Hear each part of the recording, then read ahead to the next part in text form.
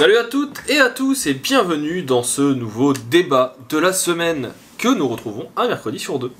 Cette semaine, je vous propose une thématique un peu plus légère, tout simplement parce que c'est quelque chose que je ne maîtrise pas forcément, mais sur lequel j'aime bien discuter.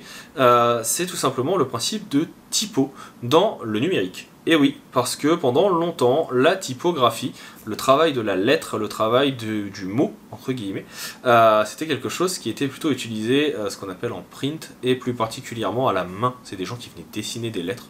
C'est une des premières entreprises dans lesquelles j'ai travaillé, d'ailleurs, qui faisait du papier peint et du lettrage à la main. C'était hyper intéressant. Mais aujourd'hui, donc, c'est quelque chose qui se fait de plus en plus numériquement. On va venir travailler sur des logiciels comme Illustrator, parfois comme Photoshop, etc. Mais pour moi, il y a deux petits défauts et deux petites choses que les gens ont tendance à oublier quand on parle de typographie et plus particulièrement de typo en numérique. La première, c'est que ce n'est pas parce que vous faites un joli style sur un texte que vous avez créé une typographie. Une typographie, il y a des règles. Il y a l'intégralité des glyphes de votre document, ou plutôt de votre police, qui doivent être créés. Toutes les lettres majuscules, toutes les lettres minuscules, tous les symboles, etc.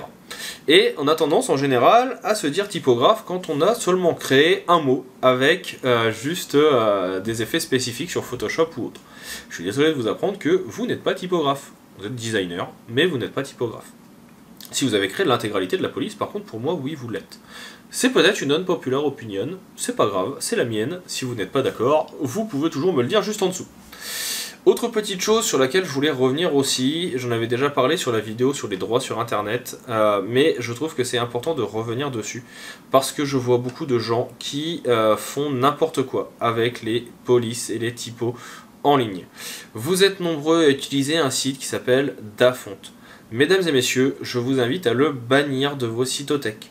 Je vous rappelle que Dafont, les polices ne sont pas libres de droit. De plus, elles sont souvent incomplètes. Vous ne pouvez pas les utiliser. Donc, rapprochez-vous de sites beaucoup plus légaux, Google Font, Adobe Font. Vous avez aussi le projet de Justin Buisson, Poustafont, qui propose pas mal de petites choses. Une police d'écriture, c'est un travail. Il y a des gens qui ont travaillé derrière, qui ont réfléchi à l'approche des lettres, qui ont réfléchi à l'interlignage, de comment va fonctionner l'espace entre des lettres, qui a réfléchi à tout ça. Et ben ça serait bête de venir impacter leur travail. Vous n'aimeriez pas que des gens utilisent votre travail sans votre consentement, eh bien ne le faites pas avec le travail des autres. Donc voilà, aujourd'hui assez rapide cette petite vidéo, mais je voulais faire ce petit rappel, cette petite vidéo de débat sur ça, parce que je trouve qu'il y a vraiment beaucoup trop de gens qui font n'importe quoi avec les typographies sur internet.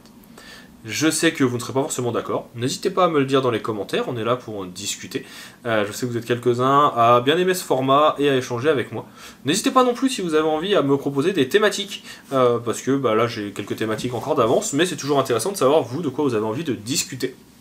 Et puis, écoutez, moi pour ma part, je vais vous souhaiter une bonne semaine, je vais vous dire à bientôt pour d'autres vidéos, et vous souhaiter une bonne continuation. Et à dans 15 jours.